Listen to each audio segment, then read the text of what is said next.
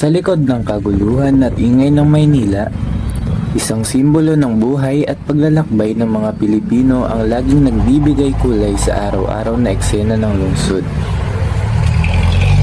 Ito ang jeepney.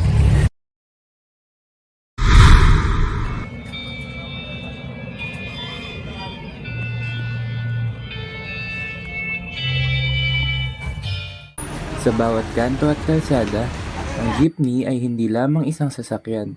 Ito ang tanging uri ng transportasyon na nagtatampok ng di lamang paglalakbay, pati na rin ang kultura at pagkakakilanlan ng mga Pilipino.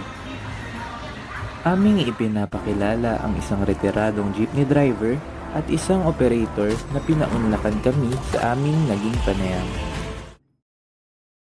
Jeric Valencia. Nagsimula akong bumiyahe dyan 2012 nung nagkaanak ako sa Jeremiah nga.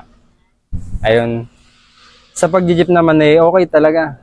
Talagang sipag lang kailangan. Biyahe ka lang, kikita kang maganda. Pag tamad ka, wala kang kita. Ikaw na lang ang tatanungin kung pangahawakan mo yung hanap buhay mo. Tumagal naman ako dyan ng mga 11 years din. Nandito lang ako napahinto nung magpa-pandemic na nga. Nung nag-pandemic na wala ng biyahe ang jeep. Nakag-shuttle naman ako noon. Nag-apply ako shuttle ng bangko. Na halos ko lang isang taon din. Tapos na bumalik na ang jeep ulit. Kasi talagang jeep ang gusto ko. Nasanay na ako. Masaya na ako sa pag-jeep. Ano po nagtulak sa inyo na maging isang jeepney driver? Diyan kami binuhay ng tatay ko. Hindi pa kami tao, mga kapatid ko, jeep talaga. Tagal na po yung company. Binata pa ang tatay ko, driver na. Tsaka nung hindi pa ako jeepney driver, fast food pa lang trabaho ko noon. Ang fast food pang binata. Nagkaanak ako, sabi ng tatay ko, sakto lisensya ko na noon, professional, 1, 2, 3. Sabi ng tatay ko, subukan ko daw mag-jeep. Sinama ako mga 1-2 linggo. Tapos biyahe na ako. Nasanay na ako. Nagustuhan ko na rin kasi nag-enjoy na ako Nag-enjoy na ako sa ginagawa ko Kumikita naman ako. Marami ako natututunan, na-experience, nararating. Ayun. Paano po nakatulong yung pag-jeep sa pamilya niyo po, sa lahat? Malaking tulong. Sa jeep ko lahat kinuha dati. Yung pinampakasal ko, sa jeep pa rin. Yung misis ko, 3 cesarean. Sa jeep ko pa rin na kinuha yun. Lahat gumagatas hanggang ngayon. Sa jeep ko pa rin kinuha yun. Pumapasok na yung mga bata sa jeep pa rin. Tsaka, extra pa rin sa trabaho namin. Sobrang laking tulong po. Jeep talaga. Bakit po napagsang tumigil? Nanigurado na ako Tumigil man ng biyahe ng jeep, may trabaho ako. Kumbaga yung jeep, pwede ko silang i-private. Pang personal na lang o kaya pwedeng pang business. O kaya pwede ko i-for sale na private para mas mataas ng konti ang value.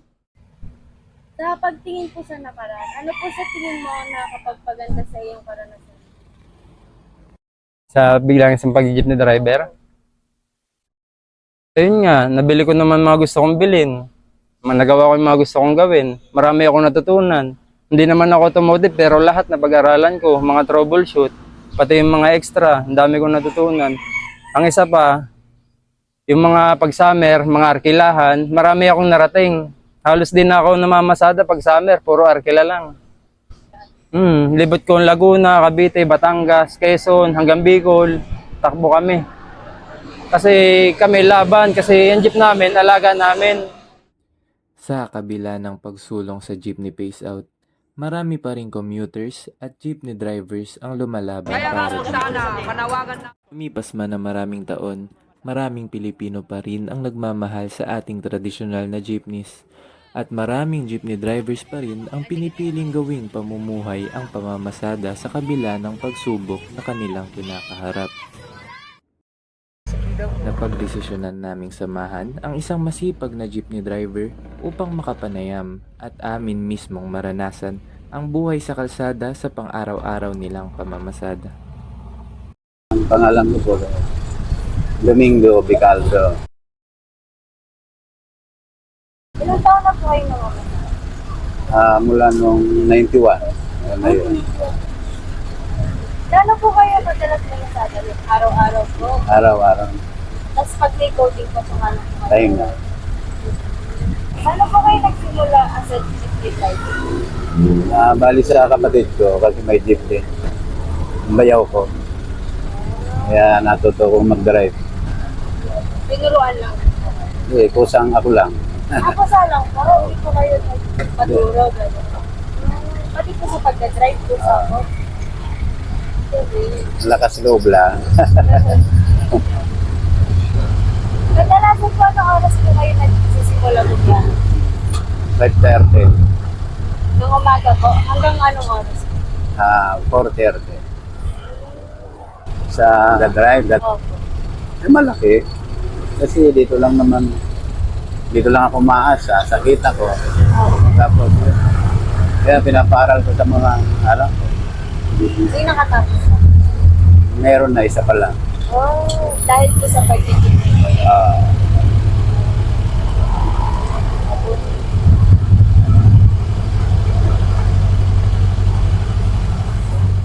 Meron po ba kayong na-experience na yung maganda pag habang nagmamadali? Like, yung pag-traffic, accident, ganun po.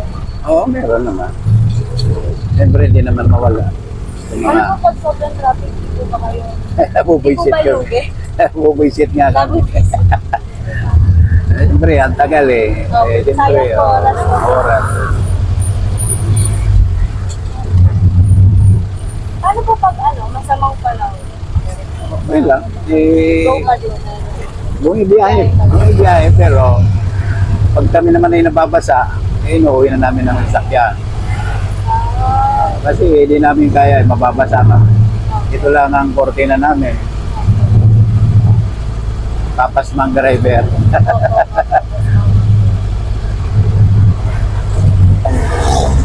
Biyahe Kaya lang, po kayo biyahe. sa trabaho. Ayun, ito lang ang kaya kong ibuhay sa pamilya. Kasi kung wala naman to, ay hindi naman tayo nag-aral. Hanggang high school lang. Ito lang ang kaya.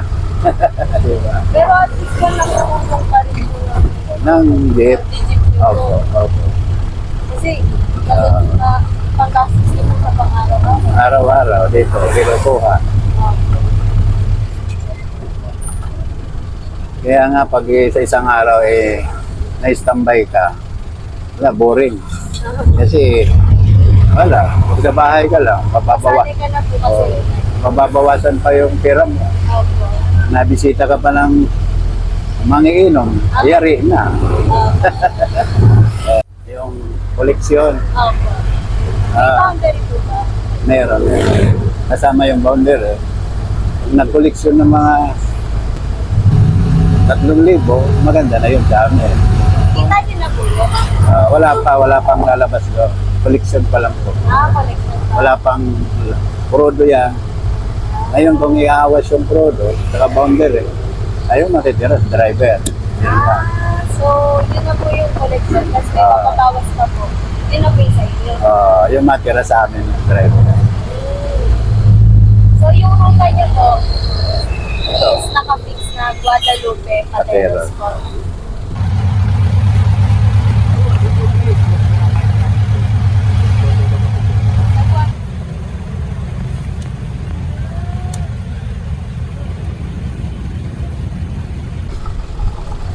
Sa pag-drive niyo po ng jeep, anong edad po kayo balak mag-drive?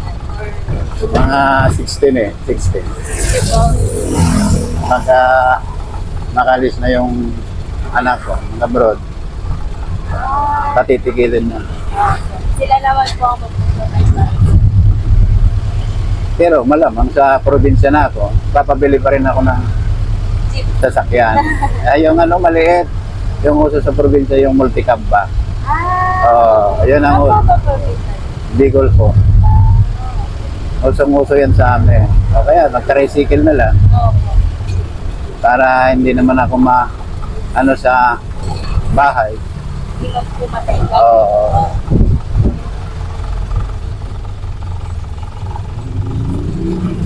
Ayaw po kayo pinagkakakitaan na iba? Or negosyo po? Wala na yun. Wala po. Ito lang po. Ito lang. Wala na.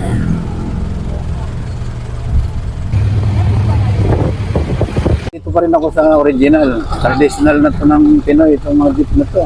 Dito po nakatay. Oo, dito na. Dito na, nabubuhay ang mga pamilya. Babalitan to, wala namang kaming ibabayad dyan. Mahal yun. Oo. Ang simpleng pangarap lang naman ng mga jeepney drivers ay buhayin ang kanilang pamilya, pero paano ito matutupad kung ang tradisyonal na jeepney ay papalitan ng mahal na modernong jeepney na hindi nila kayang bayaran? Ang mangyayari, this is also a weaning out of jeepney drivers. Kasi kung mas konti na ang units na binibili ng isang kooperatiba, yung ibang driver walang trabaho. Wala po, ma'am. Oo. So you have drivers who will be jobless. And number two, the DOTR has said na this is a monthly salary. Nagugulo lang ng gobyerno eh. Sayang nga ang pinundar eh. Kaya masakit din sa amin yun. Kasi pagka kumuha ko na sa gobyerno na gusto nila, wala na akong utang, may sarili akong jeep, magkakautang ako ng malaki. 2.4, babayaran ko. Hindi na.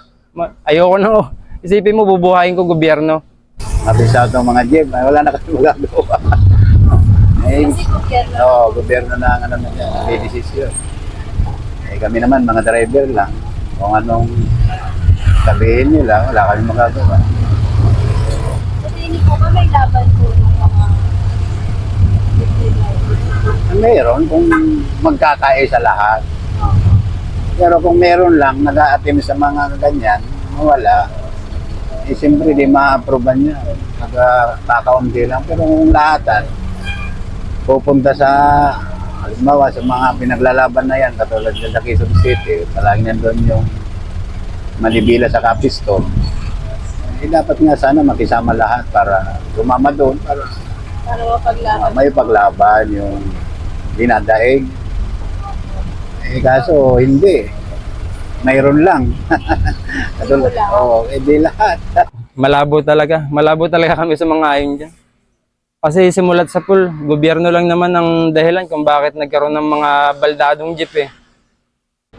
May mga jeep diyang karag-karag kasi pag i-rehistro, pera-pera lang naman. Nare-rehistro kahit na baldado yung jeep.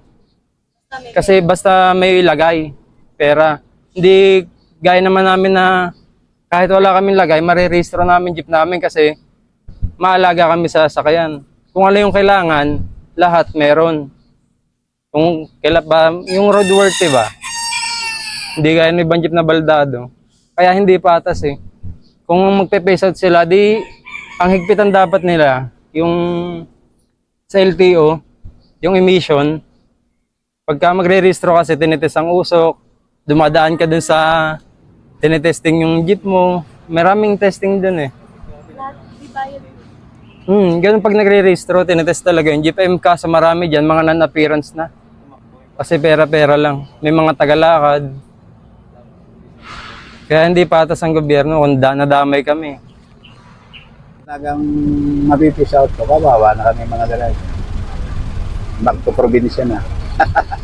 Okay lang sana kung bayaran kami ng gobyerno, ng pampuhunan. Oo, pampuhunan, pwede rin. Ako'y papayag din ako dyan, basta bigyan ng pangpuhunan, pang negosyo. Okay, wala magagawa.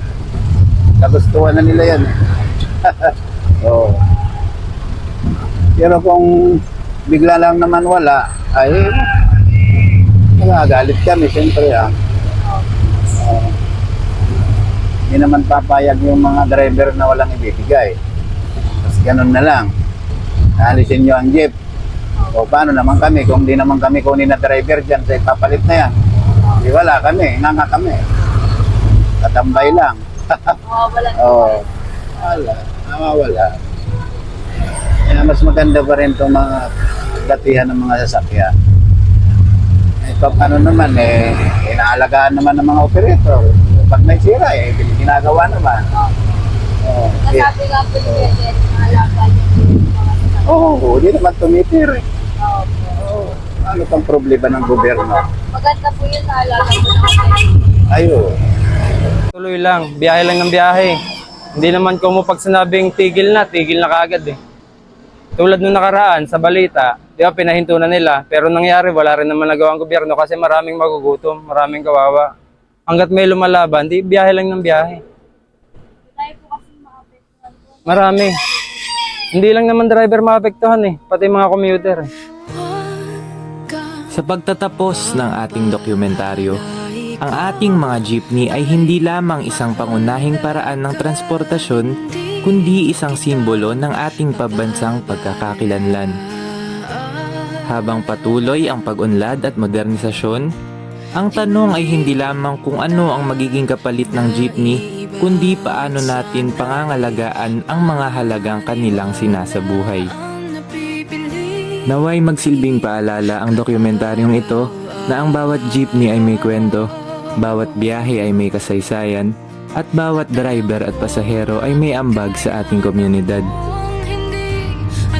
Sa pag-usad natin patungo sa mas magandang sistema, sana'y huwag nating kalimutan ang mga aral at halaga na ipinamana na sa atin ng nagdaang henerasyon ng mga jeepney.